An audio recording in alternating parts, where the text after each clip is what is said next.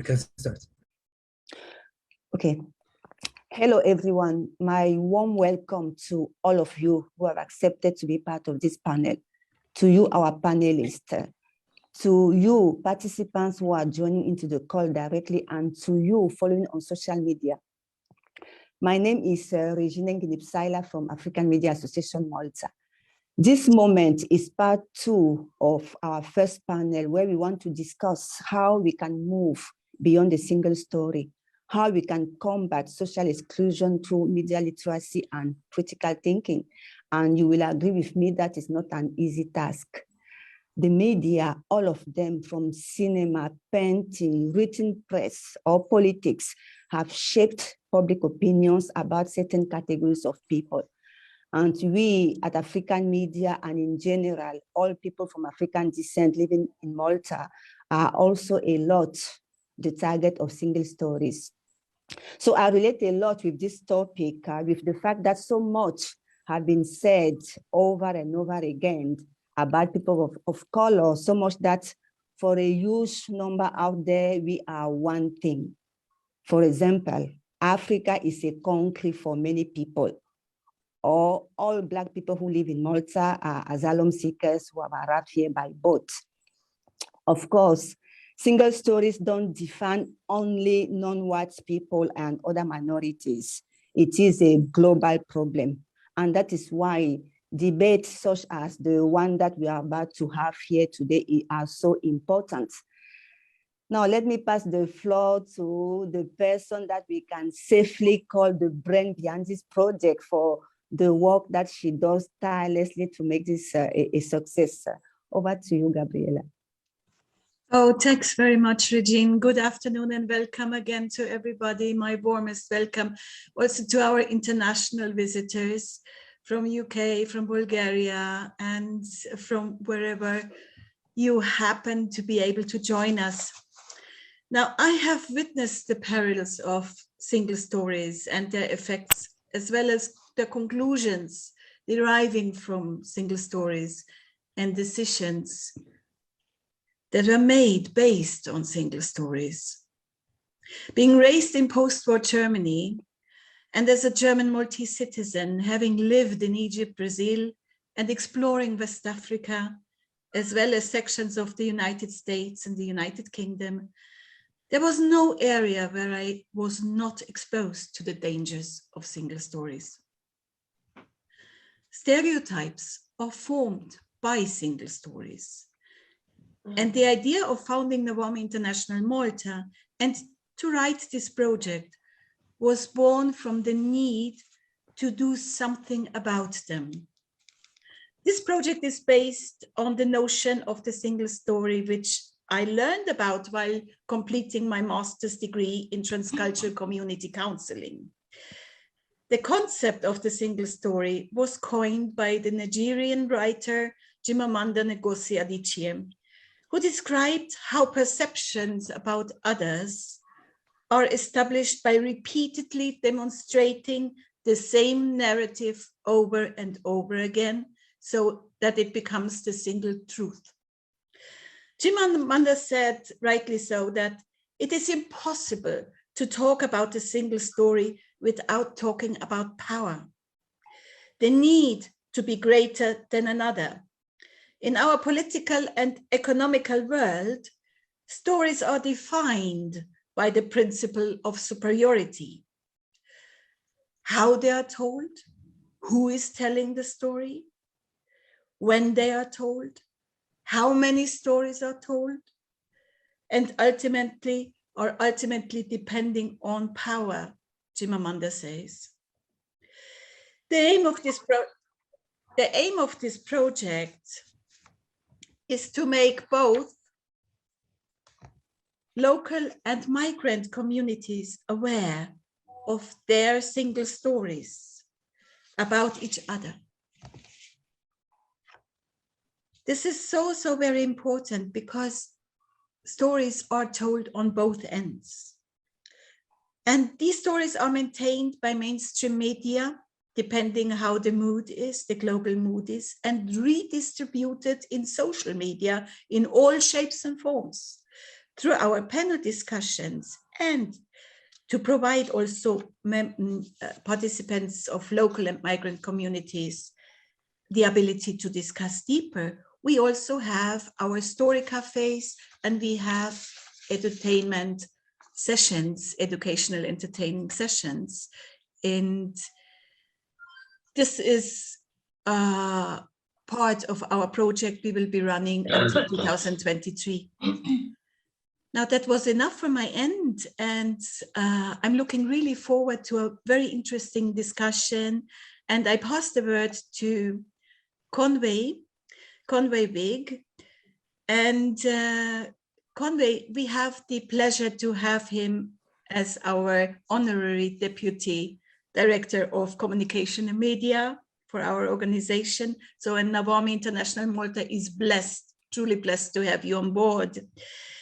Conway has worked in communications and the corporate affairs in various sectors for more than 20 years, with an experience primarily in Malta and London. He is particularly interested in the history of ideas and the impact of technology on society. So Conway will be moderating together with Regine this afternoon, and I give the word right over to you, Conway. Right. Thank you, Gabby, for that, that introduction. It's a pleasure to be here. I think the best thing to do then to start off the discussion today is, first of all, let's have a quick introduction from our four panelists. Just you know, a couple of sentences just to introduce yourselves to the rest of our guests here. Maybe we can start with you, Herman. Hi, good afternoon. It's Herman Grech. I'm a journalist, editor of the Times of Malta today. This is a subject which is quite interesting because it's not just about the headlines, but it transcends the way we think and will make the way our decisions could force society to think. So thank you for this invitation. I look forward to sharing some views and hearing your views. Cool. Thank you, Herman. Maali, you want to give us your introduction? Hello, everybody. Thank you for inviting me. I'm really looking forward to see what the discussion is about, because it's one of the topics that personally I experienced at work, because we work with patients and we work with, all aspects of humanities, with migrants, non-migrants, foreigners, Maltese, everybody comes to use the public hospital, and also some personal experiences about this incomplete story. It happened to me a lot. If I start, I won't finish, but I will mention some. I will mention some later on. Great, thank you. Yes, Matthew. Hi, I'm Matthew. I run the Daphne Caruana Galizia Foundation, which primarily supports the work of investigative journalists, works towards justice for my mother, Daphne, and also supports public interest litigation. Okay, thank you, Matthew. And finally, Rajan. Hi, good morning. My name is Rajan Nazran. I'm the Chief Explorer for the Global Indian Series. I've worked in over 58 countries around the world, plunging into the human experience behind our perceptions of identity. We predominantly do our work in written long-form journalism. We also do our documentaries now, and we do our podcasts, where again, we have a look at these aspects to understand what's more behind the headline, but physically having a look at how this has an impact on human behavior and societies as a whole. I'm also a father, so do forgive me. So I do have my young one who's not at nursery today, so I'm competing with a 3-year-old's attention. So forgive me if there's any noises in the background. No problem. We've all been there, Rajan, so thank you. Won't make any difference. So the first question we've got today, and again, this is kind of, we'll go around all the panelists in turn to get their views, is, I suppose it's an obvious starting question, really. What are single or incomplete stories to you? When we say a single story, an incomplete story, what do you think of? Herman, do you want to give us your insight first? Yeah, it's something I think we experience every day. We experience it in the mainstream media. We experience it especially in our social media bubble. Facebook has forced us to operate in balloons with people of the same views. So automatically we are getting one perspective of the story. I think we have a very important role. I think what happened in the last few years especially is it's been reinforced. And unless we're very careful, we tend to be thinking that we're doing a good job as I'm going to talk from a media operative here, Conway. We might think we might be doing a good job, or might be doing a major disservice where it comes to fueling stereotypes. So we have a very important role here to make sure that we don't force people to reach conclusions and decisions which may be incomplete, erroneous, or misunderstandings. And I think what has happened in the last few years showed how dangerous it can be. Because when you end up with something like the murder of a man who was killed simply because he was Black, that shows we have a serious problem, and that must have stemmed from somewhere. Obviously, when we talk about the local perspective, we have a number of issues. The major issue is, of course, the issue of migration. By talking about migration, I'm referring here to migration from the African continent mainly, and from Syria, because we tend to, again, categorize people according to color and creed. And as much as we think we have moved on, we have not moved on. There are still people who, somebody mentioned it, thinks Africa is a country. There are still people who think people in Somalia should never leave their country because it's safe. So, you know, and then yet what's very interesting, Conway, is what we are seeing at the moment with Ukraine. You know, we have this human tragedy, and yet when we are seeing the narrative here is completely different. So we are fine with helping, acknowledging the strife of the Ukrainian people, and we're doing our utmost to help them. Yet I'm really looking forward to the next time we're going to get a boat of migrants here, and we'll see how we all react to that. And that again, I'm going to take a good look at the media. Why? Because the media for several years has spoken about Africans here as, you know, almost leeches. There are the people who are coming to take our jobs. There are people who are raping our women. And this narrative is being reinforced sometimes by the mainstream media. And by the mainstream media, I'm even going towards a state broadcaster here. That is very easy to portray the Libyan rapist. But when it's a Maltese guy doing the act, it is never a Maltese rapist. It is always the Libyan racist. It is always the Syrian guy who smashed somebody's face. But there was never an emphasis on the Maltese guy. So what role do we have? Look, I've been trying to do my own little bit in here for the past few years. I remember arguing with my former editors about the need 10, 15 years ago to remove the word illegal immigrants, because again, we were reinforcing stereotypes. We don't understand that the word illegal simply just reinforced the fact that these people did something wrong. And it took me a good 5-year battle until I managed to convince my former editors to stop using this term. And it was wrong, even factually wrong. So what I have been doing in the last 2 years is trying to remove nationalities from referring to them in headlines, because does it matter to me whether it's a Bangladeshi guy who got into trouble or if it's a Maltese guy or even a Swedish guy? It doesn't matter. You know, a crime is a crime. So here I've been trying to do my own little bit to try to change the narrative, but it is an uphill struggle. And sometimes it becomes frustrating, it becomes tiring. And especially when you have outlets like the state broadcaster itself reinforcing these stereotypes and hence these incomplete stories. I will stop here, Conway, in case rambling on. Yeah, no worries. Thank you. Thanks, Herman. Yeah, I mean, obviously it's interesting. You know, the panel today. There's this kind of, there's a Malta perspective, and then we've got a more of an international perspective. So I think, Rajan, it'd be good to hear your thoughts now, kind of, from a more, I suppose, global perspective about how, what your views on single and incomplete stories are. What do they mean to you, and what are your thoughts about how they, Yeah, absolutely. I think following back on what Herman mentioned there, it's a strange one because it brings me back to a idea that we see the world as we are, not as it is. And the media then kind of perpetuates that forward because it says, well, let me put you in a demographic and let me provide you content.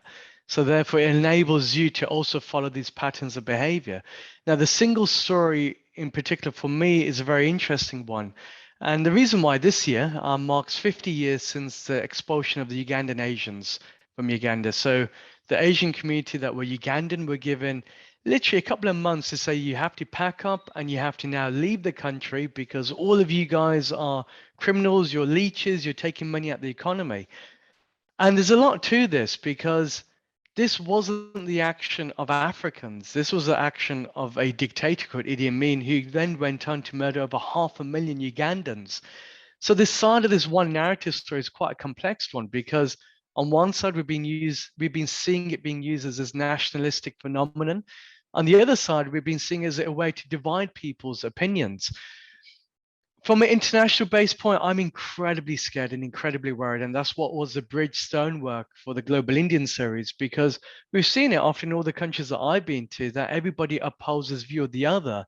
And that viewpoint is very incomplete because people don't really take the time and need to understand, well, what's it like to be a human being, regardless of if you're Asian, black, white, any other denominations. And then the other side that we often see is this use of religion within the media. And we often see it here in the UK. It's, as I think Herman mentioned, on his side, he was fighting against his press.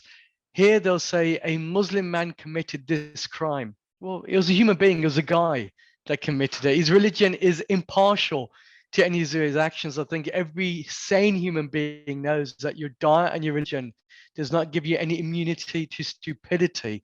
So it's those type of ideas that kind of reshape things. We've seen it again in countries like India, for example, where this type of phenomenon whereby you have people that are protesting in the streets to say, look, we need to have free and fair laws, have been classed as being anti-national. Again, giving one perspective of the story that caused a big issue globally. So this idea is not something to be taken lightly. It's a very, very big concern because at a time and stage where we place a great reliance on the integrity of the media to do what's right, we've seen that there's a lot of disharmony and there's a lot more divisions that have been created ever than before. And the Ukraine issue, as Herman mentioned, is a good classic example of how the refugee now has a skin color, but yet the humanity has somewhat still been lost to other people out there.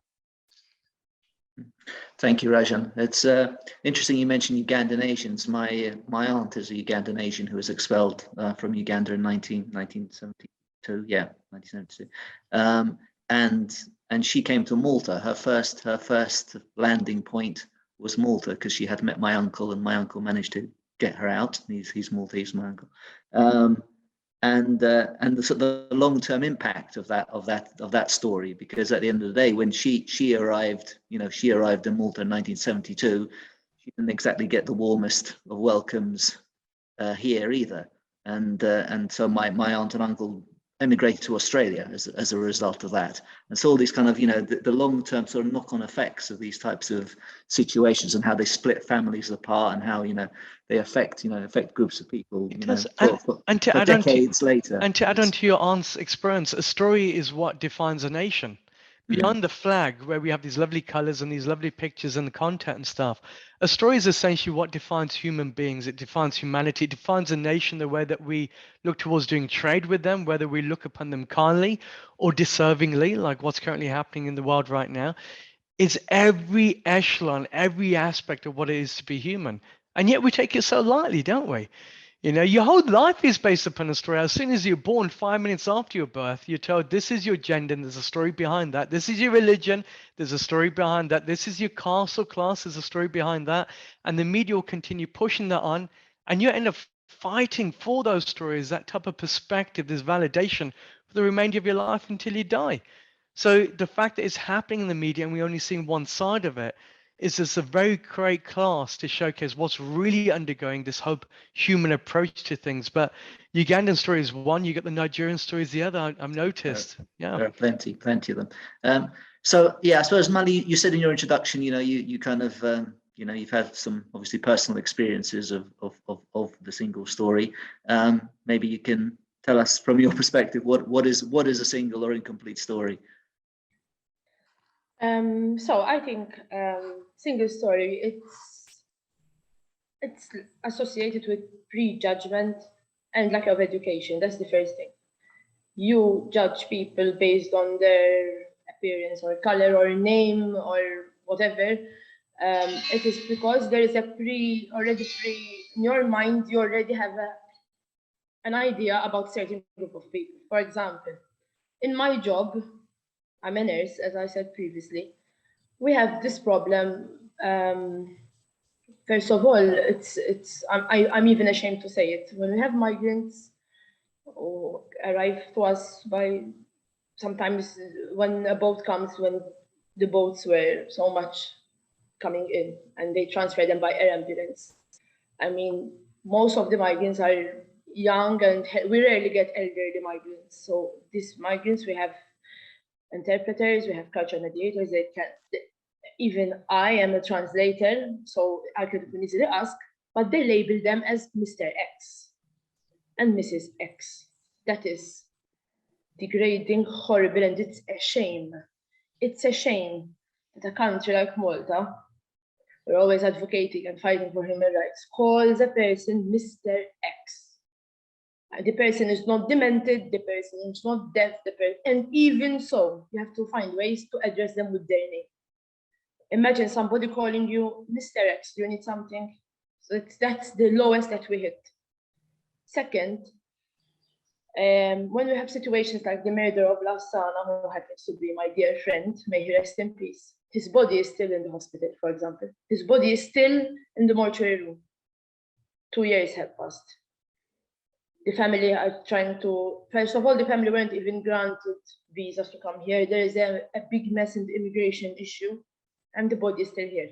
So a man who was killed like that, I think he deserved the decency to have a appropriate burial. I think. I'm speaking from I'm speaking from a human point of view.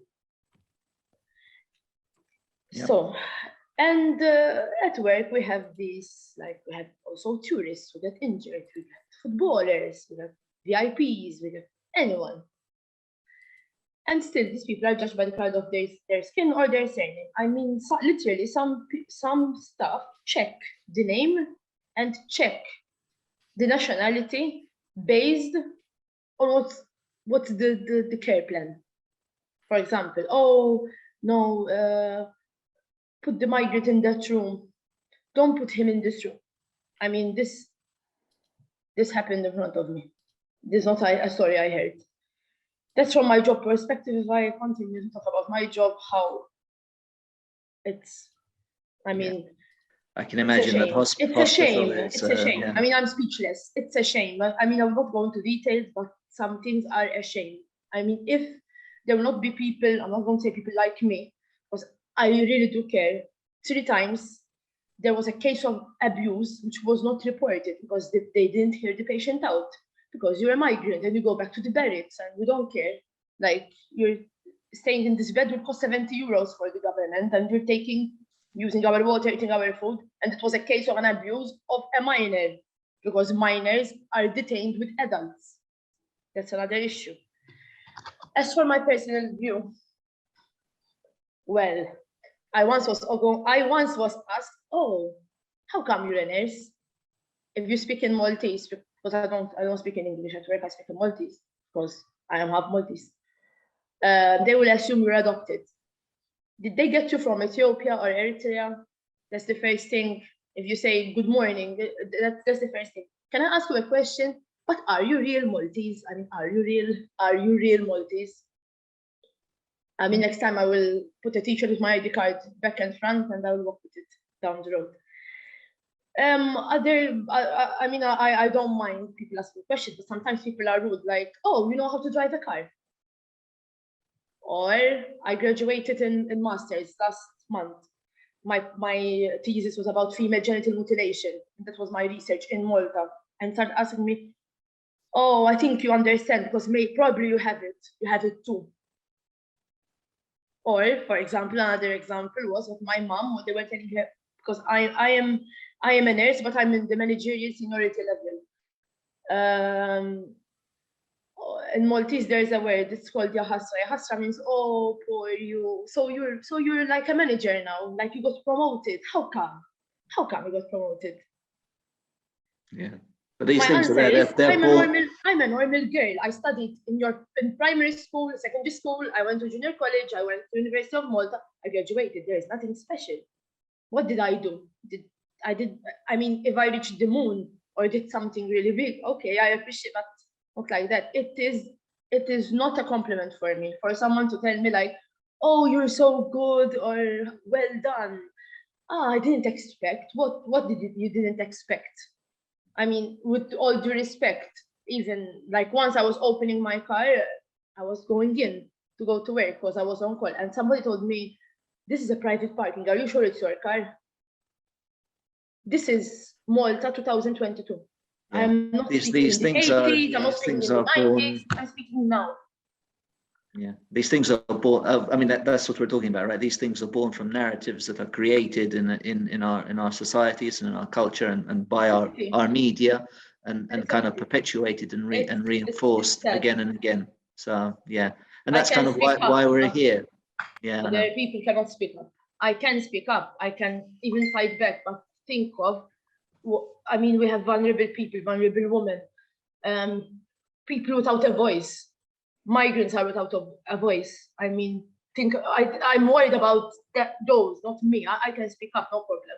At the end of the day, I will answer. Who answers me, I answer double the answer. But it's a shame. I'm ashamed to say them. I mean, this is not the 80s when my father came to Malta. When if you're black, you're like an alien. They will come and touch your hair and your skin. And still, some people say, "Can I touch your hair? Is it your real hair? Is this your hair?" I mean, these are simple, funny stuff, but it's really offensive. Imagine if I'm a cancer sufferer and I have a wig, let's say, because I'm a nurse and I know. Imagine how often we don't go around cancer patients asking them, "Is this your real hair? Is this real?" So I passed for someone else because I will speak a lot. Yeah. Matthew, moving on to you. I mean, what are your thoughts on what is a single or incomplete story from your perspective? It's been interesting to listen to the different interpretations of that, and all of them are obviously valid. I was a bit worried that the focus on the word story might have meant there would have been a tendency to focus only on story as a news report. But as others have correctly said, it's about a person's story. And in media, we have this, I come from that background. We have this issue where, of course, what we can cover is mostly limited to whether it has news value or not. And something generally tends to get news value when the other components within society are working, when other people within society are thinking. So when the racially motivated murder of someone is reported as a news item, for example, fine, that's a single story. But that person's story continues. And how does it continue? Thanks to the support of civil society organizations, the person's friends and neighbors, police who are investigating the crime, prosecutors who are prosecuting, judges who are judging. But if none of these other things are working, and if media is the only thing that is working, if there's no support for civil society, no funding for civil society, a very weak civil society sector, as there is in Malta, people who are afraid to speak out, politicians who only toe the party line, a judicial system that barely works, then all of those other components in this person's story are missing. And as a result, of course, the person's story stops. This was the case with, for example, Mamadou Camara, who was murdered in a police van in 2012. Very few people nowadays remember his name, but it was perhaps more, actually, that was perhaps Malta's first racially motivated murder. Even fewer people know that the soldiers who beat him to death are still being prosecuted 14 years after the crime took place. So it's, 10 years after the crime took place. Why has that story not continued? The justice process has slowed down incredibly. It's become incredibly slow. Police are no longer speaking out about their investigations. The public has largely forgotten it as a result. So without any of these other components of democratic society working, the whole thing just falls apart. And then it becomes very easy for us to just focus our attention on media, because media are failing to do this, and media are failing to do that. I'm old enough, even though it might not seem like it, to remember what the media was like back in the 90s. And my mother had written about biases in reporting many times. Thanks to the efforts of people like Herman within news organizations, I think that the situation within those organizations has changed a lot. And when you compare it to what things were like in the 90s or the 2000s, there's a big difference. You can really tell. And of course, remember that news organizations, at least in democratic societies, tend to concentrate the more enlightened members of society, let's say. So if we're worried about the way news organizations are constructing their language, of the way they report news stories, then I think we have deeper problems than the language that is used in news reporting. And this is something which is very easy to factually prove in Malta. In 2006, for example, it wasn't the offices of politicians or government officials that racists and neo-Nazis attacked. It was the offices of journalists.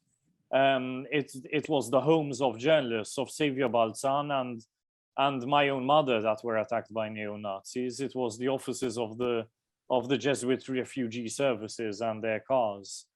So I guess this seems to me that seems to show to me that media have been pushing things forward in Malta. And while there is no comparison between the kind of racist attacks that or racially motivated attacks that journalists have had to deal with versus all the huge number of victims of daily racism, I think this shows that news organizations are working to push things forward. Of course, that doesn't mean that there isn't more that can be done. Language evolves. I mean, news organizations should have, mentalities evolve, and news organizations should really be at the vanguard of that. But I really do think that Malta has far deeper problems that really go to the core of our society and really go to the core of our style of governance.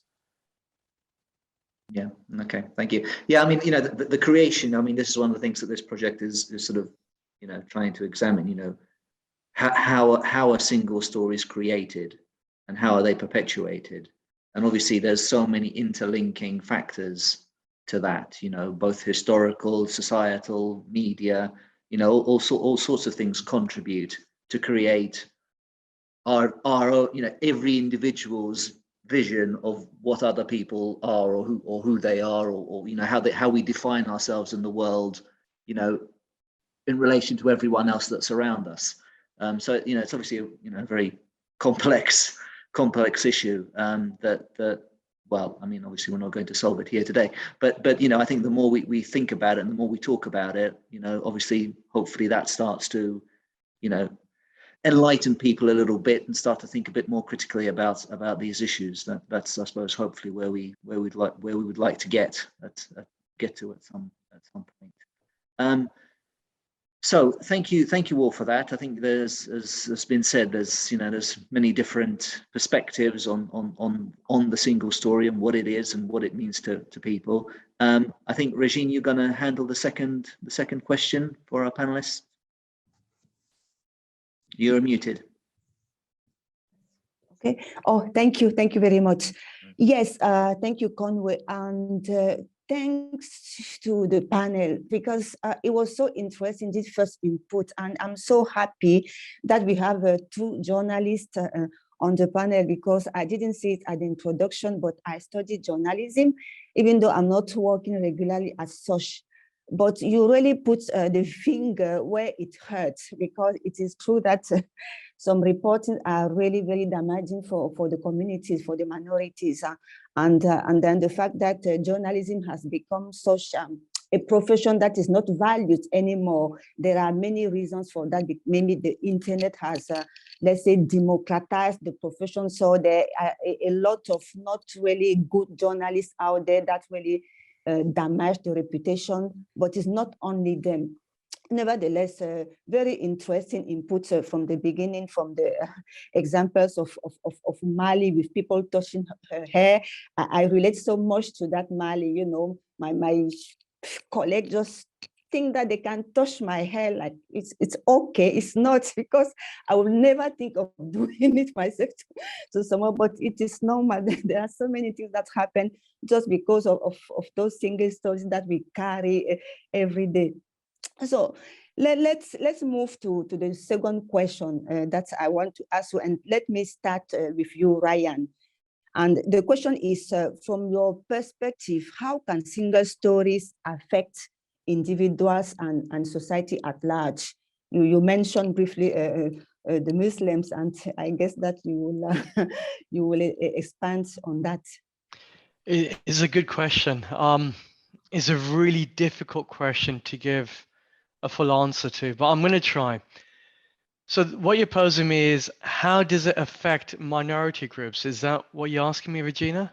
It's really in general, how do they affect individuals, not only minority, because I mean, it is a problem which is true that minorities suffer a lot, but whatever aspect you want to answer is fine, yes. I think I'm going to take a couple of steps back just to put it in perspective. From my travels, at least, from my experience, I think every human being wants a sense of validation. They want to have a sense that they're on this planet for a reason. And within that short space, whether it's 30 years, 40 years, 60 years, 90 years, there's a life that is purposeful. Within that period of time, the one thing that as human beings that we hate is to be judged upon. I think everybody finds it a cringeworthy thing. That's why most people hate exams. So now when all of a sudden you have a fourth pillar of democracy, which is the media, and that media is taking a blanket approach to say, this is what your people are like, I think that can be incredibly either damaging or it can be rewarding, you know, because on the other side of the factor, if we're going to take this story as a notion of identity, there's a lot of positive discrimination that goes on in the media as well. You know, that is also a case that we need to talk about. And that again needs to be really looked at, because if you're going to look at the whole, you have to have a look at every single aspect of society and do it without fear or favor. The impact that this has, so if you're a minority group, whether you're a minority group living in Latin America, or you're a minority group living in Southeast Asia, or a minority group within Africa, the San and Khoi community in South Africa, the way that you see the media perpetuating your community which in effect for you means the way that they thinking you view the world can have a detrimental effect both upon your levels of confidence, the way that people go out there and be participants in society, the way that society reacts and interacts with you. Again, I use the example of the Ugandan Asians, Leicester, which is now almost the mecca for Ugandan Asians that went over, did an advert in Kampala saying, do not come to Leicester, do not come to the UK. And that then became the mooring ground for all these guys to pick up and say, oh, Leicester seems like a lovely place. Let me head over. So what we start to see is that communities, when they first go to a country, they shelter around each other because it's a form of acceptance. They don't want the total dislocation, culture, language, all of those. They get together, the media starts then targeting towards them. Are they in a good or bad way? Because ultimately the media is a business, is an industry, and they can sell advertising to that and get eyeballs. So they start creating these narratives up. Are they in a positive way to celebrate these communities and intercultural competence, or in a negative way to say, hey, these guys are coming over to take our jobs? As a second generation person born within those communities, you're then having your ideas shaped of nationhood upon the feedback you're getting from the media. Because they're saying, well, hang on, you're British, you're Asian. Rishi Sunak is obviously a member of parliament. You must be proud to be British. Everything's great for you. Or you're British, you're Asian, you come over and you're taking our jobs. You need to go back to your own country. In my case, as Birmingham in the UK. So it's all of those type of things that come out there. In short, it has a detrimental impact. If it's done wrong, it can absolutely divide a community of people. That community then starts to have a vicious cycle whereby they feel ostracized. And then what we start seeing is a lot more the negative impacts that takes place. And that has been shown time and time again in all the countries that I've been to, which has been 58 so far. It's a very scary thing, Regina, because we've seen the same thing happening in other markets out there, such as Nigeria. We would have saw what happened in North Nigeria with Boko Haram when they came in. The lack of movement from the government and how minorities were treated there, it led to a huge uprising. The same things happen in India, same thing happened in Philippine Islands, in Fiji, right the way across the globe. I hope I did justice to that question because it's a very big question. It's not as easy as one would imagine, but there's a lot of sides to that as well. Yeah, you did. Thank you very much for that, because I'm sure I will point at Matthew, because as you can hear, Matthew, the media is the culprit here. But again, people receive information from the media, through the media. So it is we cannot run away from the fact that media actually. But let me add to what I'm saying, Rajan, because that is what the community do. They listen to also that, but they also listen to the reports coming from the media. And I want just to add an example to what you said. I know a very young girl, Ethiopian girl, was adopted by an Italian family, but because of what she received as a feedback from the community, she denied her nationality. She wants to be a South American. And everything she does, she tried to change her accents just because of how the media has reported about the Ethiopian community living in Malta. So I guess it's more or less what you were trying to explain, Rajan. And I want to follow up with Matthew. I was going to just add on to that. We're also to blame for that, Regina. It's not just the media. We're all complicit to that. Because how often do we as individuals take time to start speaking to other people in our communities? The truth is a massive inconvenience for most human beings out there. We like it. We want to tell and virtue signal to the globe that it means something. But the reality is we don't really do much with the human endeavors that we're granted with. We don't speak to different communities. We don't go out there to actually make an effort. But yet we'll like to blame the hidden walls of the media because they are the Voldemorts of the world. So I think the other part of it is that as communities, we're to blame, because what we're not doing is either integrating or using our own intelligence to say, let's treat people as a human first approach. Okay. But I suppose that will come with time. Thank you. Let's listen to Matthew. Matthew, the question is, from your perspective, how can single stories affect individuals and society at large? I mean, my answer is more or less the same as before, that Yeah. It depends on a whole ecosystem where you have media that are making sure that the public find out about something bad or good that has happened and can take action based on that information. But if there is that missing piece, which is people who are willing to think and who are able to take action, then of course the story ends there. So this is something which is really relevant to my own experience, where in the campaign for justice for my mother, information was brought out into the public domain, and other groups within civil society began to take action and rally around the cause. But it was extremely difficult for that to happen, especially in Malta, because we don't have a culture of protest. Civil society is almost non-existent. There are very few sort of professional advocacy organizations. So it was really, really difficult to get that started. And the foundation that I run is really doing a lot of work in that regard. Setting up a public interest litigation network. That is an access to justice initiative. It allows people to access the tools so that when something bad happens to them, it doesn't just stop at their story being reported in the media, but it continues in the courts, and then that results in more reporting in the media. But of course, this is extremely hard work. I mean, we're a whole team of people here who are really committed to it. With the experience when it comes to media organizations, I think is very different to the UK and even the rest of continental Europe.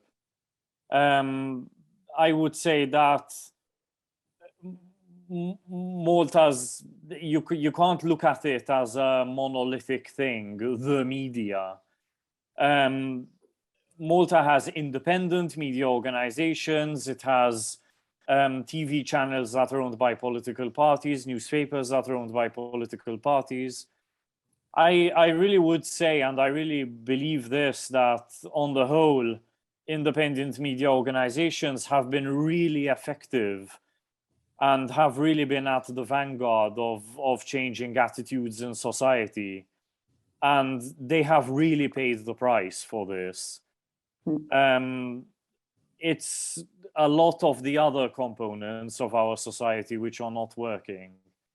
But there are many of us within it, and this is why I'm really glad that we're having this conversation, because it allows us to realize this, that there are many of us within it who are working to change things within civil society, within media organizations, within government.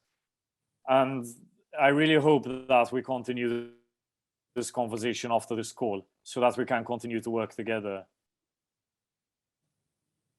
Okay, thank you. I think that as the aspect of continuing this conversation, we will certainly, because we still have a lot of panels like this to do. And what you're saying about the work that is done by NGOs is totally true. I relate to that, and also about investigative journalism. I follow you. I see what you do, and other people working with you. So definitely, there are things that are done and very much successful. I will come to you, Herman, and ask you the question that I asked to Maali and Matthew. How can single stories affect individuals and society at large? You have already said something about the death of Lassana Cissé. Even Matthew mentioned Amadou, which I didn't even know about, who was killed. Mamadou 10 years. Kamara, Mamadou, sorry. Yes, Mamadou it's one of the cases that the foundation is working on. Okay, with an aim of making sure that there isn't impunity. People don't just know about him, so because again, as you just explained why. So Herman, what can you say? What's your view or your view about this question? Look, Rajan, we're seeing it right now with the war in Ukraine.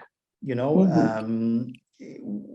obviously the Western media has taken a very slanted view about this war because there is only one view about this war. Here you have a brutal dictator who is killing people indiscriminately. But at the same time, we're also facing with a position where if we're not careful with the narrative from the media and from the social media and from what we're seeing of automatically turning anybody with a Russian passport into a potential terrorist killer. I mean, I'll let you into something. Yesterday, there were a group of about 4 Russians here in the newsroom, and they were in tears. They were in tears talking about how they are being demonized by society, how they are being perceived as though they are loyal Putin supporters. And they were telling us their story about how, look, we came to Malta because there's no freedom in our country. We came to Malta because we couldn't live with this regime. They said in Malta, despite the fact that, as Matthew said, you like just protesting behind a Facebook wall, in Russia, we can't go out to protest because they'll arrest us. And so it is my duty now as a newsman to give their perspective, to make sure that the narrative is not turned against the victims here. And we're seeing this, with the whole African community, with Muslims, with the usual people we love to stereotype. So it was a bit of an eye-opener. This is why we have a role to do to divulge the positive stories. Why are foreigners sometimes perceived to be just these migrants, economic migrants who are trying to leech off our system? There are good people. There is a good Russian. I made sure last week on the Sunday Times, there was a picture of a Russian woman hosting her distant Ukrainian relative here in Malta, and they're hugging. And it was a beautiful story. Because I need to be careful here in the way I'm telling the story, that I don't turn, a country, our readers or whoever, against people who are actually the victims. And this, again, is what we saw. No, we saw this during the Islamic State, so-called Islamic State era. All Muslims suddenly became potential terrorists. And I think that's a very dangerous narrative. Now fine, they're yesterday's news. I'm sure it will come back to haunt us very shortly. So we need to be careful because, these same perceptions, we're lucky that, we live in the safe, small island and all that, but the narrative can change very fast. And we are seeing it, Regine, change very fast. Yes, yeah. I am Maltese. I was born here. I was raised here. I work here. And in the past, when I used to go abroad, people used to talk to me about, oh, you're from that island of sun and sea. And yes, you have a shit football team. That's what I used to be told. Nowadays, I go abroad and they told me, oh, you're that corrupt island, which killed a journalist and you shoot birds all year round. And you know what?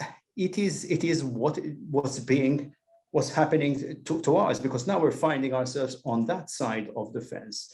And I don't like it as a Maltese man, because I don't like, shooting birds. I think hunting should be banned. But the problem is, this is the way we're being perceived. And, so it's, in a way, it's good to look at the way we stand to lose and how it can, as to answer your question, how it can affect in individuals and society at large. Again, going back, this is something it's been referred to. We have a big problem in Malta, which is called self-censorship. I've had enough. I can't take people anymore. They say their own thing in their own private chat group and their own bubble, and then they don't speak out in public. And I'm sorry, this is one of the reasons why we have this problem. This is why we continue feeding into these incomplete stories and these single stories, because we need to be able to counter the narrative. Everybody in this country is terrified of repercussions, of being attacked by the racists, by the bigots, by the political trolls, and the longer we're going to leave it, the worse it's going to be, get. And we keep seeing it day in, day out. Yeah, thank you so much, Herman, for this. It is so true, because if I want to just add to what you said, I remember a conversation that I had with Maali. Maali, I will I will ask you the same question in a while, but I had this conversation with Maali some times ago when we first met, and I asked her, Maali, this is the first time I see a Maltese Black young lady who speaks about the problems that Africans face in Malta. Where are you? I've never seen people like you before. And she told me, Maali, you can confirm that there is a large community of Black Maltese in Malta, but they just stay home because they are afraid to be attacked by racists.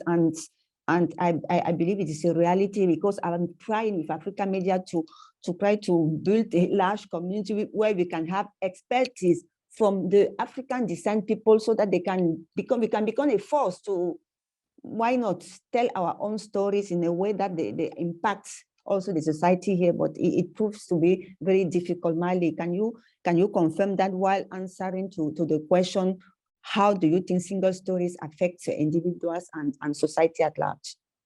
That is one of the reasons why the generation, like my generation, the Maltese people of color, as we are labeled, do not speak up.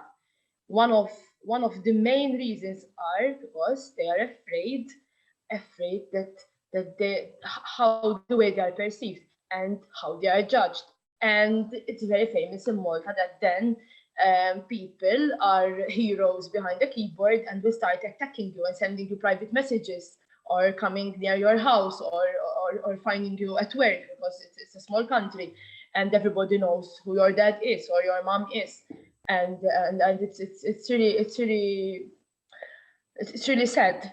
This complete stories, and maybe how the damage that it caused for the self-esteem of the person is very, very, very, very, very large scale damage, because then when a person is not having self-confidence, not having self-esteem, thinking he does not belong to the society, that he's an outsider, that he's different, then it starts the circle. Then anything that happened, any abuse, the person will not speak up, then it will go the vicious circle of injustice, social injustices.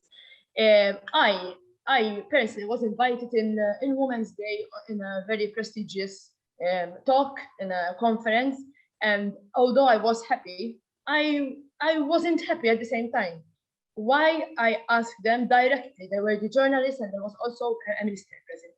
Why am I the only one inviting to speak up about injustices and stories and what happened to me? Where are the other people? Where are the other Maltese people of color? Where are the other migrant women? I mean, I do not represent the Black woman community in Malta, because I will speak about my individual experiences. Yes, I passed through different experiences, but I still consider, let me use the word I do not like to use it, and it's again, it's not in my dictionary, privileged, because that's what they were telling me. You are born here, you have the privilege to be educated, you have the privilege to go to a private school, you have the privilege. No, I did not have any privilege. My aim is, and I will continue to fight for it, I want to see people who suffered injustice based on race and skin color and nationality and religion to speak up and show their face.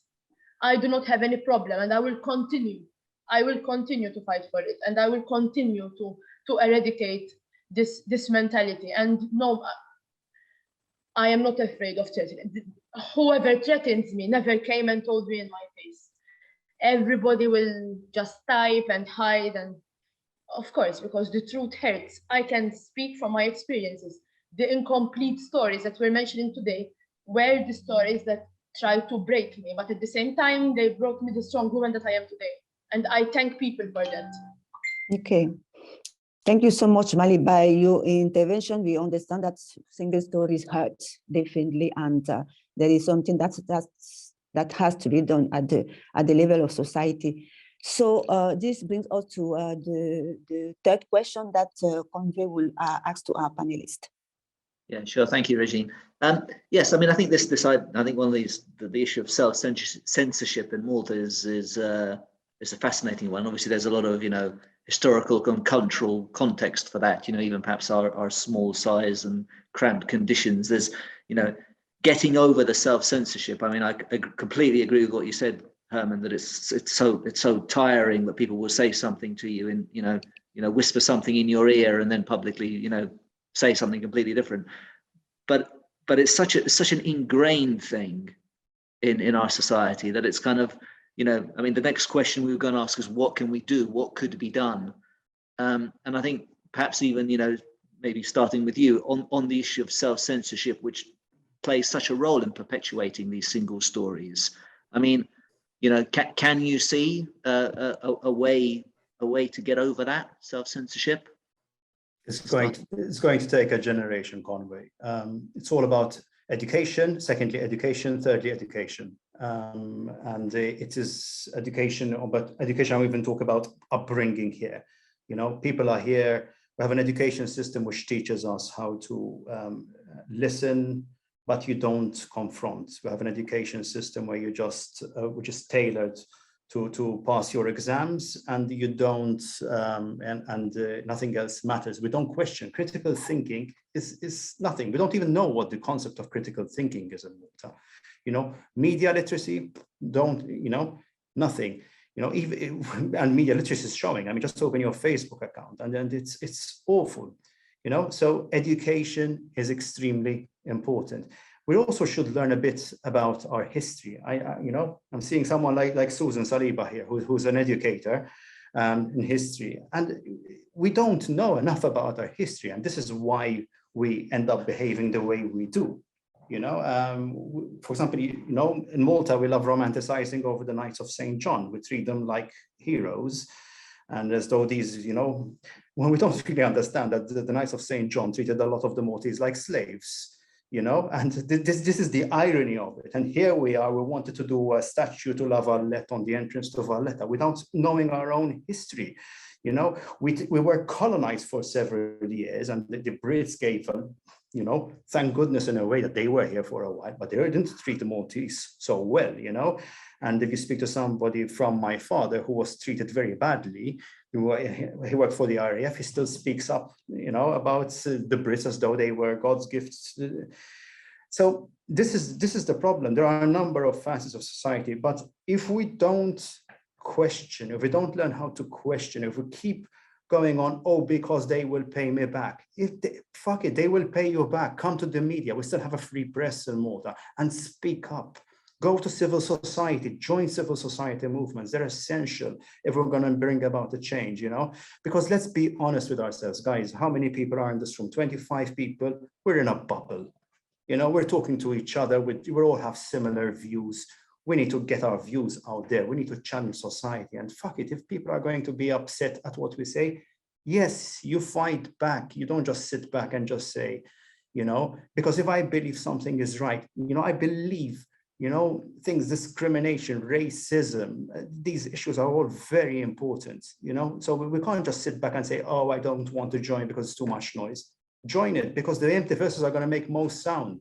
And if there's enough of us to join and say this is wrong, then we can bring about a change in society. But from the outset, it's all about education. And if we have an education system where we're, I don't know, I'm 51 years old, but I don't think anything's changed since I was at school. At least that's from what I hear from my, from children nowadays. And I think it's quite tragic. So it's up to the education system. It's up to the educators to try to bring about some change. Sorry if I'm a bit pissed off. I'm not. I'm just expressing myself. No, sure. Thanks, Sam.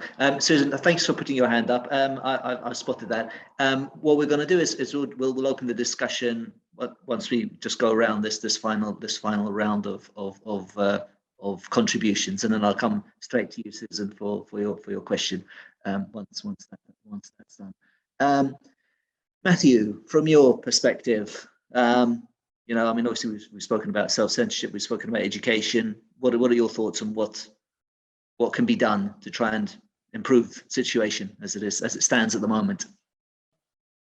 I really strongly believe that you can you can sort of divide people up into, let's call them dolphins, ostriches, and sharks. The ostriches are the people who just don't want to know what the problem is and stick their head in the sand. The dolphins are the people who do have a conscience, people whom you can appeal to do the right thing. Let's just say most of us in this call probably fall into that category. And then there are the sharks, with whom the only thing that works is a stick. You have to actually use that stick to show them that something is wrong. Telling them or educating them isn't enough. And what is that stick that society has created? It's the justice system. So I really do believe that we have to sort of cross a point in our society, in Malta in particular, where we establish a deterrent to these kinds of racist attacks or racially motivated harassment or discrimination. This is a problem across the board in Malta, but because we haven't yet established that kind of deterrent, then in people's eyes, it is simply not wrong. It's not wrong to murder someone who's Black. It's not wrong to harass them. I don't believe, as hard as it might seem to sort of take this on board as an idea, that we have crossed to this point. Because I remember what it was like. I mean, 10 years ago, 20 years ago, these things were being openly celebrated. It wasn't just that people were being silent, that these kinds of attacks were being celebrated. So I really do think we have that to cross that point where we create a deterrent effect. But that is something that can only happen if our justice system is working. What media can do is limited. We can report, we can cover stories, we can highlight issues of importance. I think some things that have been said in this call, particularly about discrimination and about these kinds of aggressions, really do deserve more reporting. But action needs to be taken by the state in order to send a message to everyone that this kind of behavior is unacceptable. Yeah.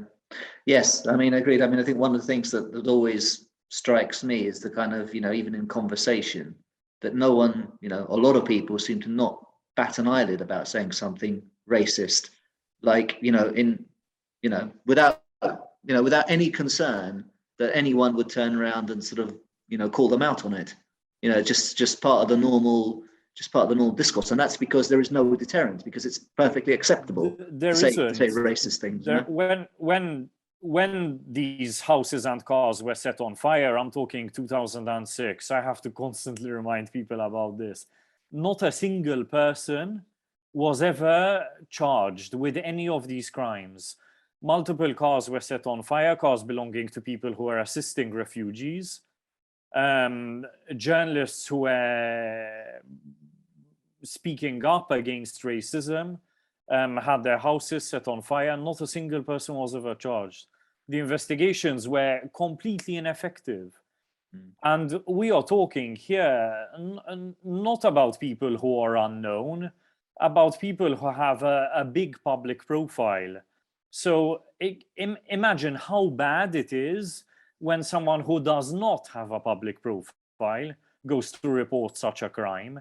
If journalists are being treated in this way, imagine how bad it is for a shopkeeper or a rubbish collector who goes to police to report that their door has been set on fire, or they are a victim of harassment or racially motivated violence. Mm-hmm. Sure. Maali, your thoughts on what can we do about it? So I always say that the key to everything is to educate, to create awareness. And by educate, it doesn't mean you have to educate only adults. Education starts from childhood, it starts from school, it starts from primary school, it starts even in the previous years before your primary school, because what we embed in the minds of children, sometimes it also affects the persons in the when they are adults. Apart from that, as I said, apart from awareness and education, which is good, and I believe it will be effective. It depends how the message is delivered, because of course, in school, in my time, in the 90s, it's not a long time ago, when I was in secondary school. Okay, we had social studies. I had a lot of. I was always in the social things, even though I'm a nurse, but. The way how the message was given to us was completely different than how the reality is, and some I would not like to say they promote, but some schools they do not explain really well. For example, this is a small example which happened to me personally. For example, how different religions and different people are explained was totally wrong. It is always done in a way that the different people are less than us, and we are doing them a favor, and this is how they believe, but we believe like this, but we have to accept that, like you have to do a favor to accept someone who's different than you. So that's what I think is that we need to promote, and by promoting and educating means we have to speak up out.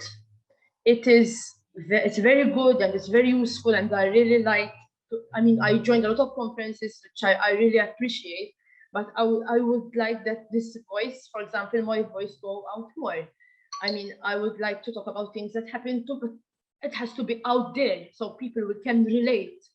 I can speak 2 hours or 3 hours in a conference, but I'm just within my conference limits.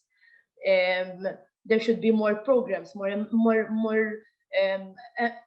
programs to empower people, to empower ethnic minorities. I do not like to use this word, but that's how it is. Because as Mr. Caruana Galizia said about that incident when they put those cars on fire and they burned doors.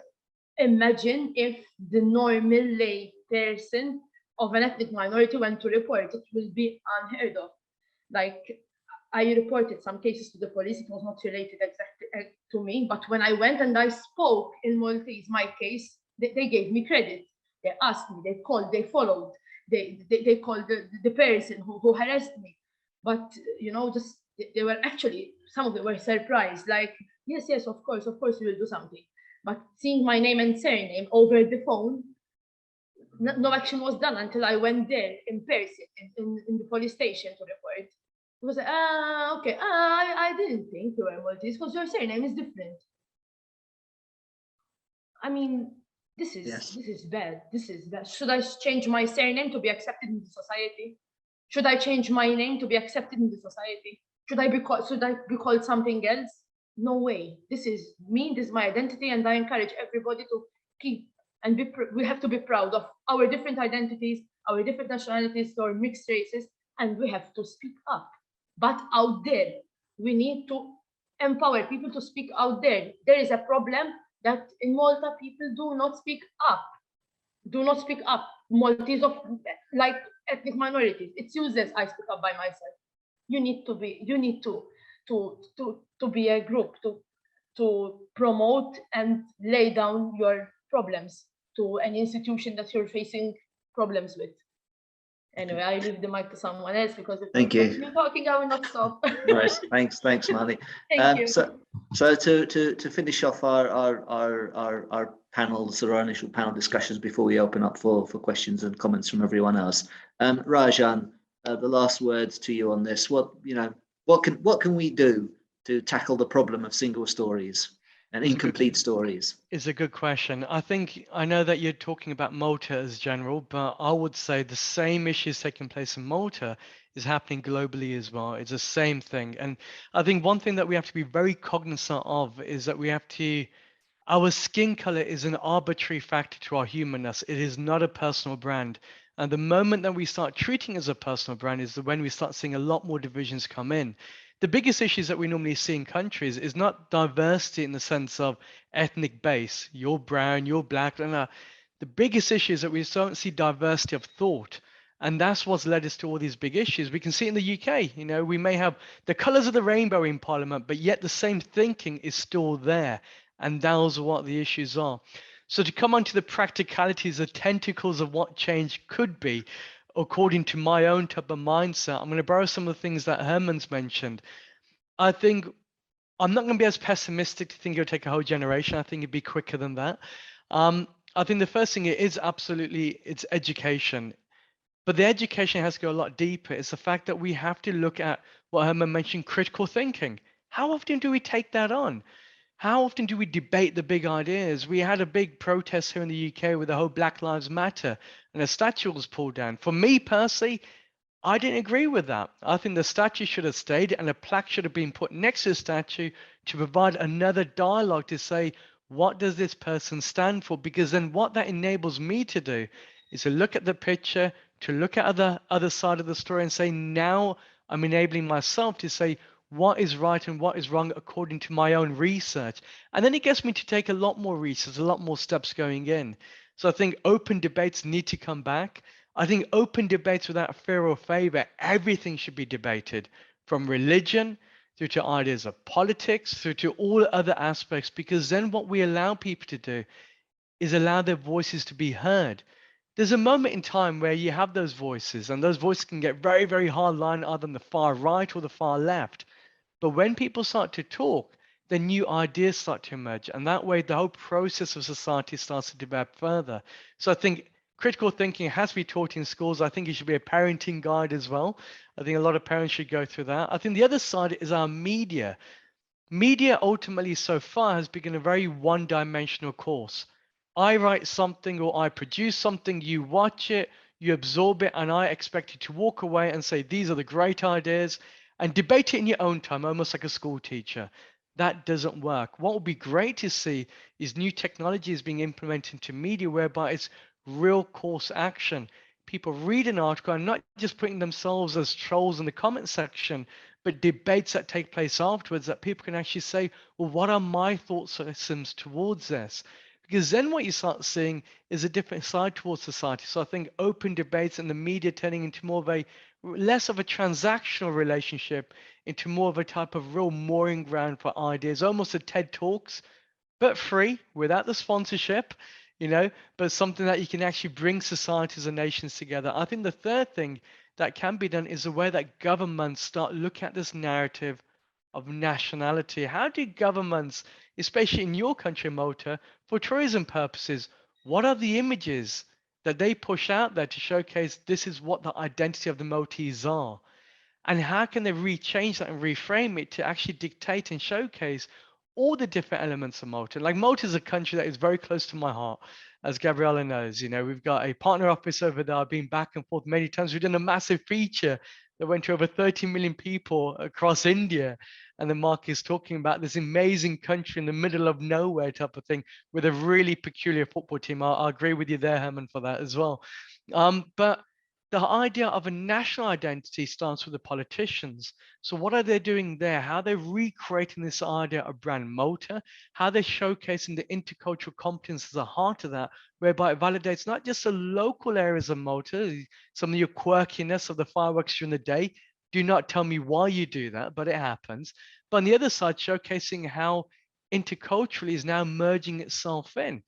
Those are the key areas that will then allow the new voices of Malta to feel that they're present, they're participants, but they can also shape things further.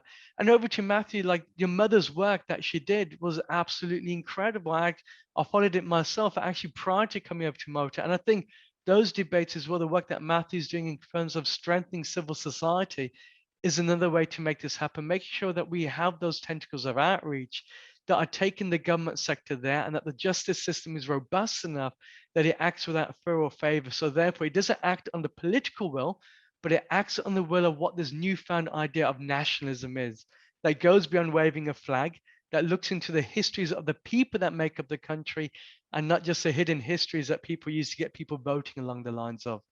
It's a wealthy dream, I know, Conway. It's a dream that we all think it should happen, but the reality is not in the far too distant future.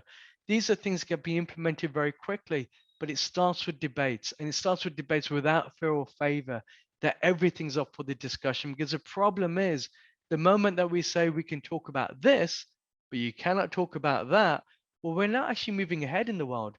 All we're doing is that we're just moving our pillar a bit more to the left than we are to the right. Nothing changes. You still hardline people, you still alienate people, and that's what we can't afford to have happen. To go into what Maali said, my final point, there is a big danger, because what happens when communities become ostracized, they become a tinder, they get dried out.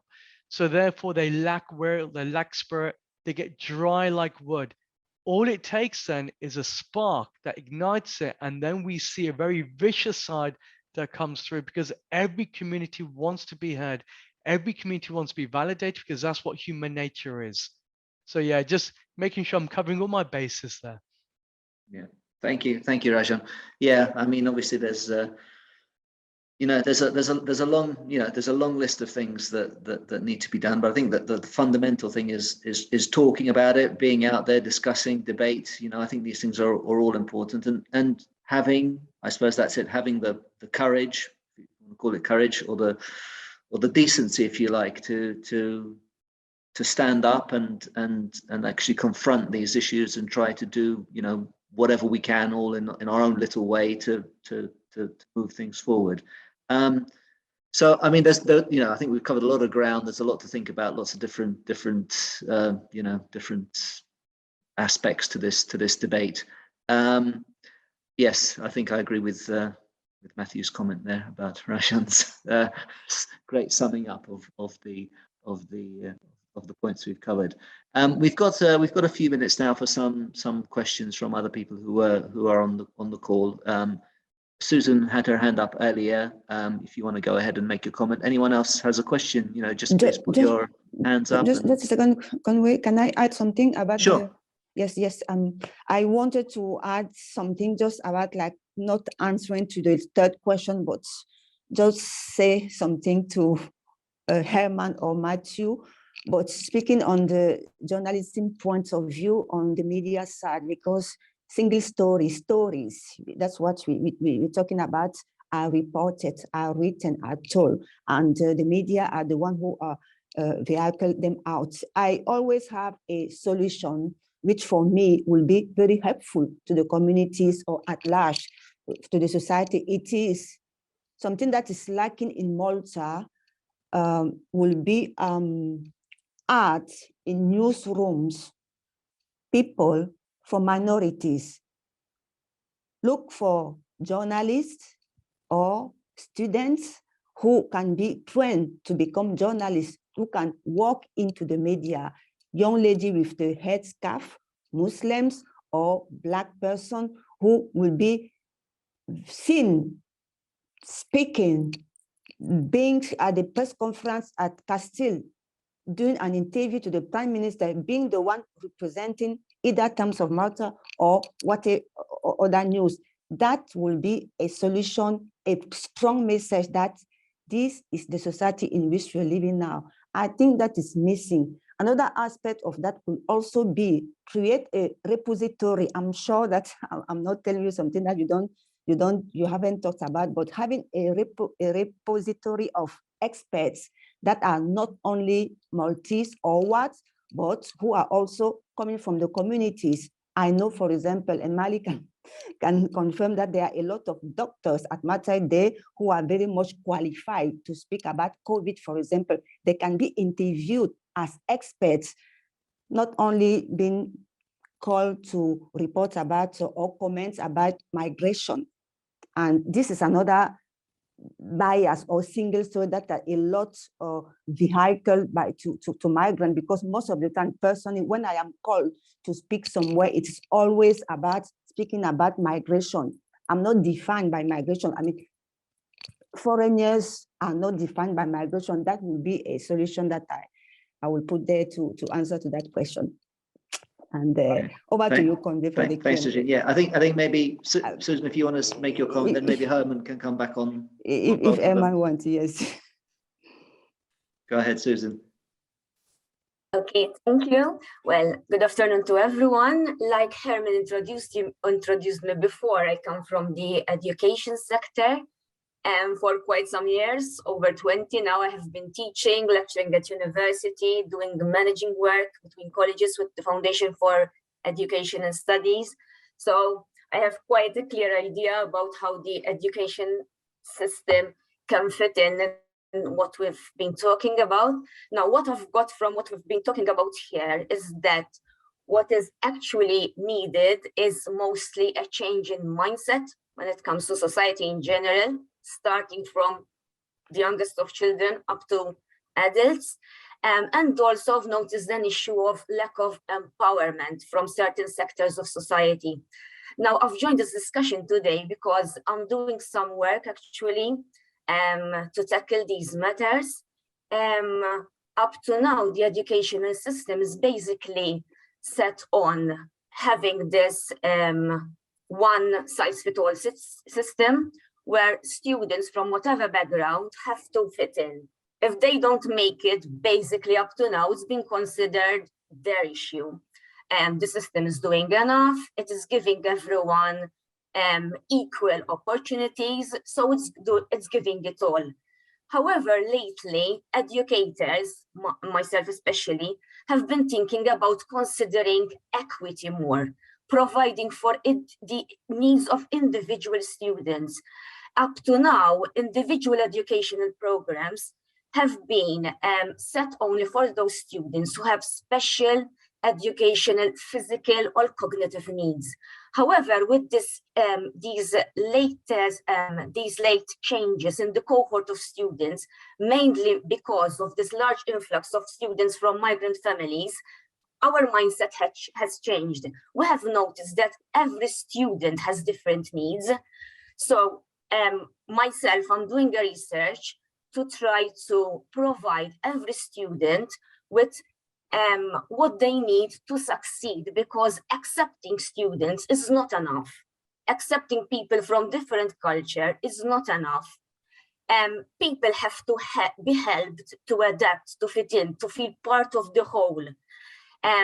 So in order to give a sense of ownership of the system, of the society, of the community, we don't just have to give, but also give the opportunity from all stakeholders in education to contribute their own as well. So we're trying, at least I am starting this ball rolling, to get more information about what different individuals, not just students, but also their parents, guardians, whoever is involved, to get the feedback about how the educational system can be adapted to meet the needs of everyone, so that everyone can get the best opportunities to succeed, show their talents and so on. And it's not just us giving something to them, it's everyone collaborating together. Society is changing here, and we have to accept that change, and not just that someone needs to fit in. Everyone at the moment needs to fit in, because this change is affecting all of us. And started from the youngest of children, the educational system, I think it's the best way to begin. Thank you, Susan. Hopefully that gives you some hope, Herman, for changes in the educational system going forward. Matthew seems to have liked Rajan's suggestions. So what are your thoughts, Herman, on her proposals? So, totally right. I agree with Rajan.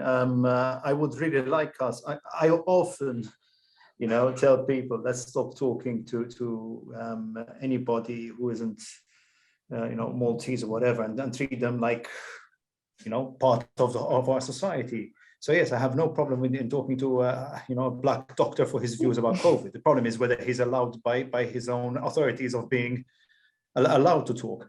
Rajan, I would like to see if I can engage somebody. There is sometimes the biggest problem we have is the obstacle of language. But if you do know anybody who could, I would love to give them even a trial period and all that. But of course, I don't hold the wallets here to engaging people. I was having this discussion with Matthew this weekend about how I would love to engage so many more journalists. But obviously I'm a bit limited. But yes, I will be all for it, because the minute we start seeing, you know, a black newscaster, a black journalist, a black nurse, a black footballer, and all that. I mean, look at the way football's changed, and that's for me is the, you know, it's quite incredible how the Maltese, especially the football supporters who are the usual, you know, the rowdy and all that, are suddenly seeing 2 or 3 members of the Malta football team, and they're saying they're Maltese. And like Maali was saying earlier, it's like, yes, they are Maltese. It's not because they've been adopted or whatever. And so people are slowly trying to come to terms. So like football, yes, I agree, it has to happen all across professions. Yeah, I think that's it. There are, you know, having those role models from sort of, you know, ethnic minority groups, but who are Maltese coming through and starting to come through, as you say, football particularly. I think that's quite a powerful, you know, it's quite a powerful statement that you know starts to change perception, you know, of what it is to be Maltese, I suppose, as well. Sibani, I see you've got your hand up. You want to ask a question? Yes, thank you, Chair. I wanted to ask many questions. I could write an essay, but all your presenters, sure, definitely, all your presenters have done a wonderful job, and well, it's very intriguing. It has been very intriguing event, which I enjoyed very much, and we can go on. I'm looking forward to many more of this kind of events. So what I wanted to, a few things. What I wanted to say that, what is she? Oh God, Maali said all the negative, you know, about her own story, all negative things. I just wanted to ask her whether she has got any positive story about her own existence in Malta. I wanted to know that there cannot be all negativity in one's existence anywhere in the world. That was one question. And second thing, because as I said, I could write an essay on my questions and possible answers as well. But anyway, what NWAMI stands for, we promote integration through education and cultural engagement. And Maria is our chairman in Malta International. So she will be able to tell you a lot. She will be working with you, and she will be able to help you, all of you. That's what I can say. And yes, for the time being, that's my question or comment, whatever you say. Thank you. May I put some explanation to this? Dr. Sibani Roy is actually the founder of Networking for Multicultural Integration or Networking for World Awareness and Multicultural Integration.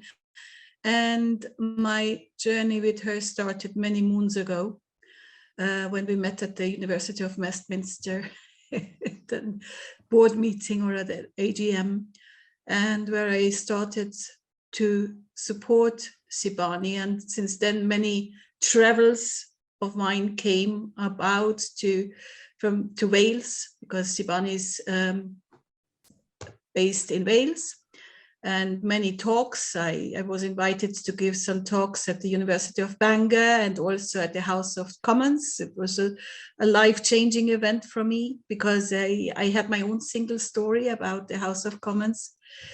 It was about negotiating cultural boundaries, and many other invitations came, and forth came the idea to carry on the work abroad across the shores of the UK. And I found it is so much needed here in Malta to bridge the gap between the communities. And that is actually my work here in Malta, is to link the Maltese communities with the migrant communities and to get it out there. But it's a very, as we have established again today here at the panel, very hard work, because I want us to move out of the bubble, as Herman rightly observed. Everything stays in a bubble, and that was also a reason why I insisted that, for example, this panel today is live streamed to carry on the work, and even if there will be some uncomfortable reactions, but it's just to encourage the dialogue and to educate the grassroots. It's very, very important to share our thoughts and to learn from each other's single stories. Thank you, Maria. Thanks. Thank you. Maali, I think you wanted to say something? Yes. Yes. Hi. Yes, I would like to answer Sure. the question for Dr. Sibani Roy. I mean, maybe it's a little bit hard to say this, but yes, I had some positive. I had positive, but the negative that I had was more than the positive. When you are at school and you experience bullying, and when you're in secondary school and you experience bullying, I do not call that.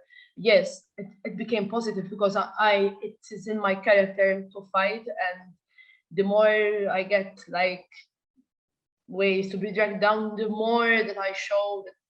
I mean, it was an incident even in secondary school. This is Malta, that the teacher told me that you are not going to get any O levels. O levels are the exams that we get, like the GCSEs, it was called in the 90s. With that determination, I got 12. I mean, it's a positive for me. Yes, but definitely. Speaking from my personal life, it's hard. In the 80s, there were no children of mixed race. With your father, and I am a mixed, I am a Black Maltese, and I am a Muslim on top of that. So I get double. If I don't get called for the color of skin, I will get called for the religion, and why and how. What did not affect me. What doesn't kill me made me stronger, and I do not regret anything. And I will say it again. I know maybe it's not part of our conversation, but it's those negative experiences in my life that really pushed me where I am today, and I can speak up, and I went on and on with my life. I just hope that everybody do not let any bullying or anyone pulls you down and keep you away from doing your potential, as we were Mr. Herman mentioned about journalists, and we have Black doctors and nurses, and we need to push forward and aim for a world of at least we integrate and coexist together. That's life after all. Thank you. Thank you, Maali. I'm really sorry to hear all your bad experiences of whatever you have gone through. We're very much empathetic to you, and that's what we are trying to change the society. But it won't be in one go. It will be a very slow process. We have been trying for the last 10 years, but we have gone through a lot. Really, we have progressed a lot. Trust me, we have progressed a lot. So you have got to join us for that. Thank you very much. And it is Thank you, guys. I also just wanted to thank Josephine for her comment on the chat. I don't know whether, Josephine, you want to add anything to to speak to the group for anyone who hasn't read the message. If you want to make your point. Yeah. Okay. Yeah. Sorry. I don't want to labour it, and I don't want to fall into the notion of conspiracy theories here, but I think that sometimes I have to start thinking that there is such a thing as a deliberate attempt to put out a story that puts a particular perspective on a woman or a Black person or whatever who has actually managed to challenge the single narrative and show that they can do things too. You know, they can succeed. I'm hesitating to use the word succeed because it suggests, again, a single narrative. There's one way to succeed, and that is to become prime minister or an influential writer or something like that. But there's no doubt that when I look at stories from the other side of the world, just to keep it safely away from home ground here, like Jacinda Ardern in New Zealand and Julia Gillard in Australia, who both became prime minister and were very effective at doing that job. And even Julia Gillard actually continued to produce babies while in that very difficult job. They, both of them, reached a point where people were starting to tell these stories about how they were witches and how they were very wrong to be doing what they were doing. And so that kind of narrative started to really undermine them. And as Rajan had said, people naturally want to be validated for what they're doing, but it seemed like it was a deliberate strategy to withdraw that validation from these people who were speaking out and challenging the dominant narrative, if you like, the single story. Sorry, that's a bit of a long, and I don't know what my question is, other than just to say that I think, as well as the notion of education and educating people, for that, we also have to really work on that critical thinking side, so that we're able to see when some evil people are disseminating false single narratives as a way of maintaining their particular way of controlling the world. I think one of the things that I would kind of I would sort of say about that is right at the start of the meeting, when Gabby was talking about why the project was created. It's this idea of the single story or the narrative, the single narrative being defined by power, and I think even when you talk about women, specifically women in power, there's thousands of years of male dominated narratives about what women should and should not be doing. And although we can maybe say to ourselves, listen, the last 10, 20, 30, 50, whatever, 100 years, things have changed a lot.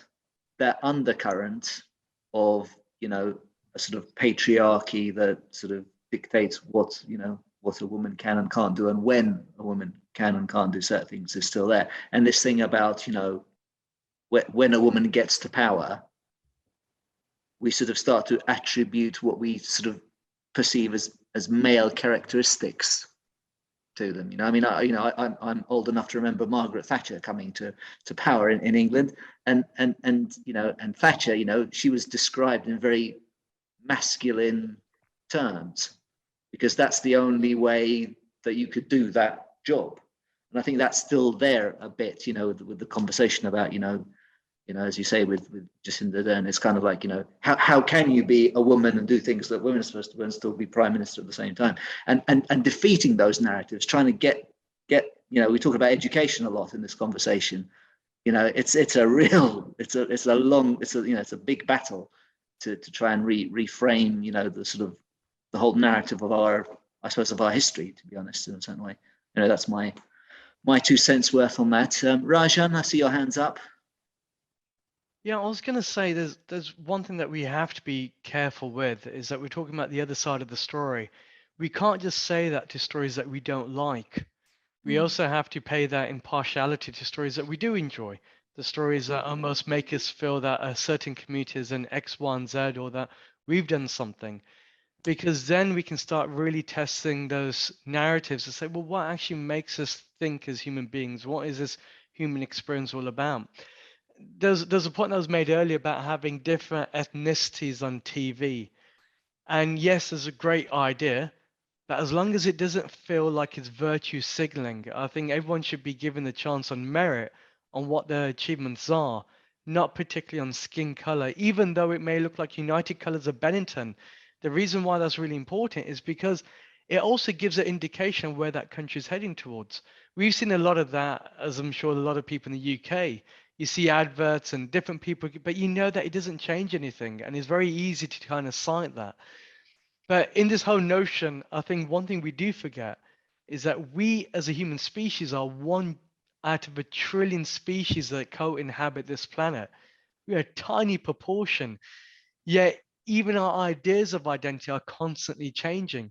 And so when people are looking at identity in countries like Malta or UK, one question I ask people to do, and what they should do in schools, is debate saying, what does it mean to be Maltese? We always ask a question on our podcast, and we say, the idea of India means something to you. So I'll reframe it to you. The idea of Malta means something to you, but do you mean anything to Malta? And when people start asking those questions to themselves, then you start understanding it's got nothing to do with skin color. It's got nothing to do with religion. It actually comes down to, how do I, as an individual within this country, see myself?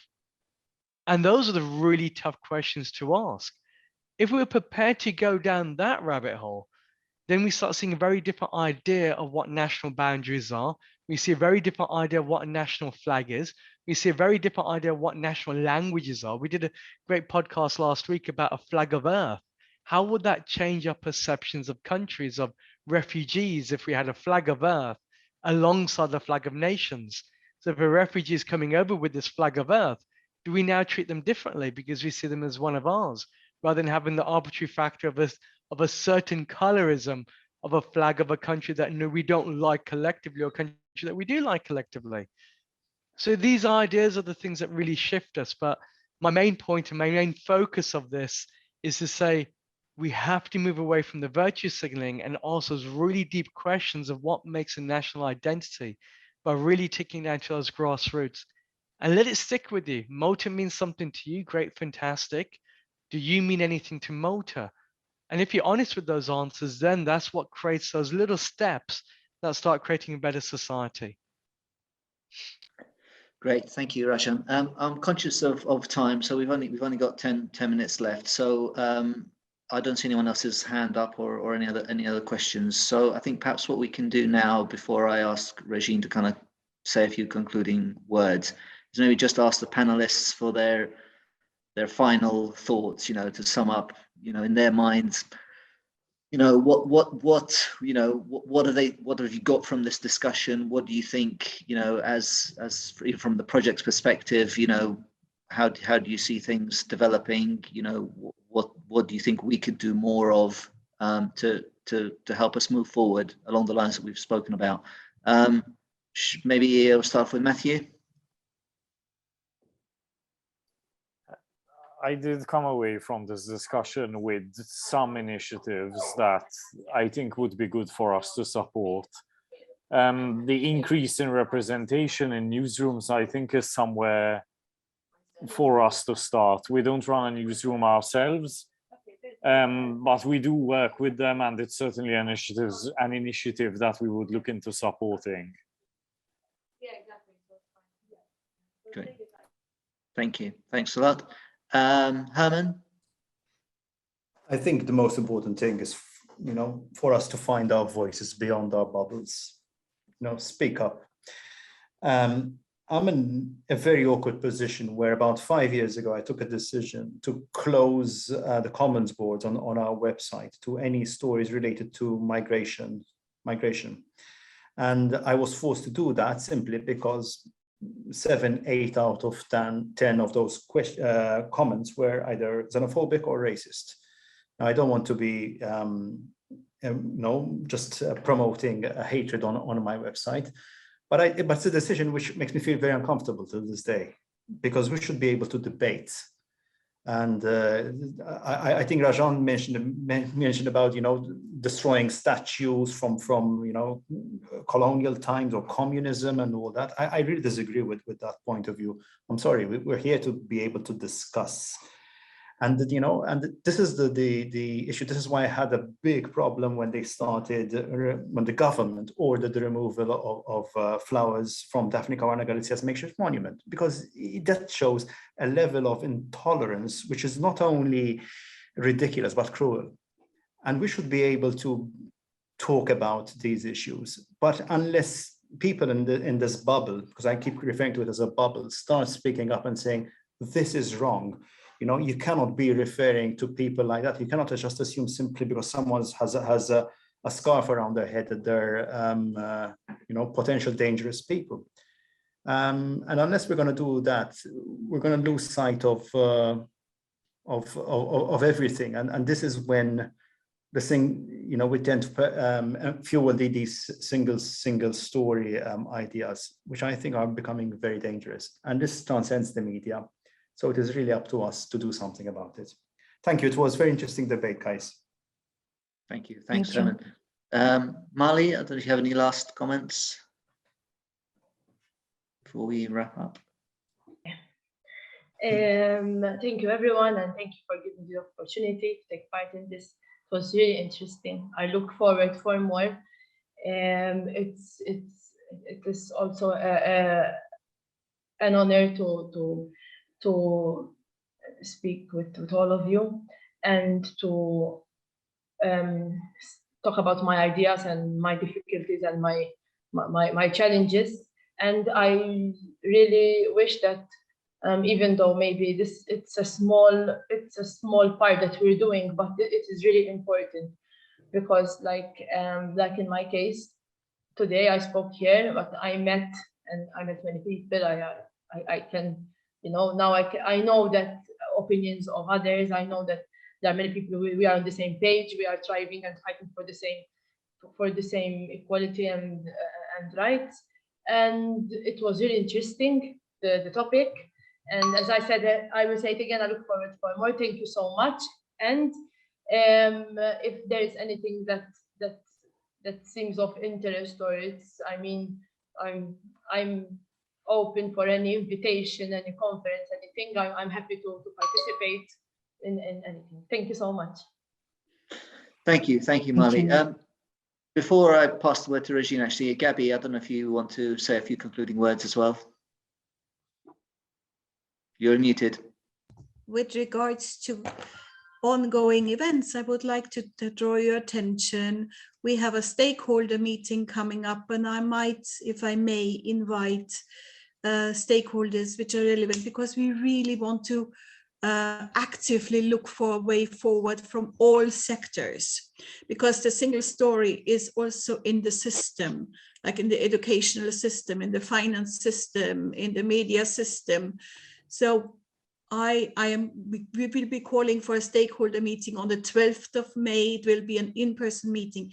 Then the other, we want to carry what we started today with the panel in depth. We will have 8 story cafes, which are spread out over the entire duration of the project, but will go also on beyond this project.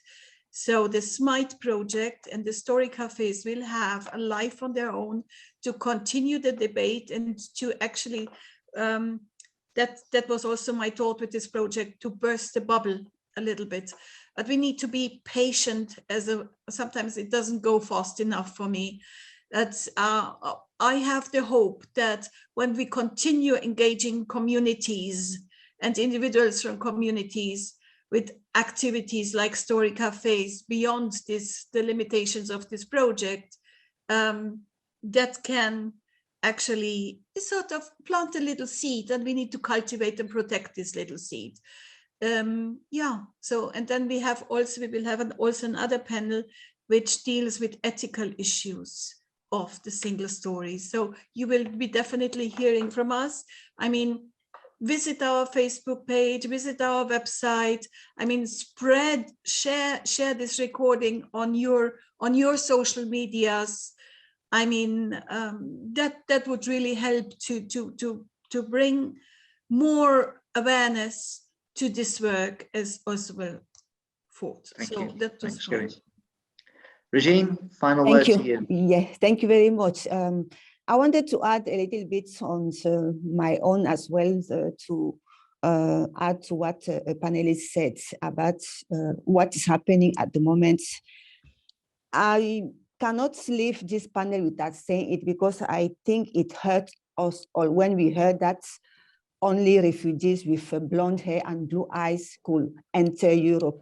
That is something that was so striking, and it was coming from the top, because what was happening is that the EU authorities have decided to close all media that are not reporting on the fact that the bad guy is the Russian guy. And something that we have to say, the responsibility is not only on the media on these shaping single stories, it also comes from those who are supposed to lead the world. So we have to say it, and I wanted to say it here. And so we have come at the end of this interesting panel. It was so good. But before going, I want to take the opportunity for a reading advice. For those who like to read, if you are looking for a good writer, African Nigerian, she's called Chimamanda Ngozi Adichie. She has not only written that piece about a single story or how to become a feminism. She has written great books, and really those who like reading, those who have never thought of reading a book from an African author, this is the person to read. And a disclaimer that I don't know her, unfortunately, so I'm doing this for free. She actually doesn't need my publicity. She's doing a great work on her own. So thank you very much to all of you, to all our great panelists. Really, it was so good for me to hear from you, Herman, Matthew, Maali, Rajan. It was so good. I know I will listen to this conversation again and again, because I took so much input from you. And I will give you appointment for our coming up events that Gabriela has just mentioned. And well, thank you, Conway, for this as well. And thank you to the participants. Thanks to all you who have joined on our social media accounts. Have a good evening. Thank you all very much. Thank you. Bye-bye. Bye. Bye. See you all soon. Bye, and thank you for attending. Bye. Thanks for inviting. Thank you. Thank you. Bye-bye. We hope to see you back again, all of you. With pleasure. Thank you. Bye. Thank you. Absolutely.